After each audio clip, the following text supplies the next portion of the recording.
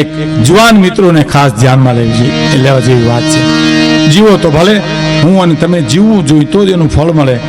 તમે કોક વાર લાલપુરમાં બસ સ્ટેન્ડમાં બેઠા છો, બસમાં ચડી ગયા છો, બસ ઉપડી, સમાણા નરમાડા આવ્યું, એમાં કોઈ બેન દીકરી નાનું છોકરું તેડીને ચડે અને તમે ઊભા થઈને જગ્યા આપી દો કે બેન નાનું બાળક છે, તું અહીં બેસી જા, હું તો જુવાન માણસ છું, હું તો ઊભો રહીશ. જામજોધપુર જાઓ, ભાણવડ જાઓ, રાણાવાવ જાઓ અને ઊભા રહ્યો, અને જો તમને થાક લાગે તો હું તમારો ગુલામ બની જાઉં સાહેબ. નહીં થાક લાગે બાપ, નહીં થાક લાગે. જગ્યા દીધાનો નશોય તમને થાક નહીં લાગવા દે સાહેબ. જગ્યા તમે આપી દીધી ને એનો નશો તમને અંદરથી આવશે. મારી બેન બેઠી છે, મારી દીકરી બેઠી છે, એનો નશો તમને અંદરથી આવશે ને, એ થાક નહીં લાગવા દે સાહેબ.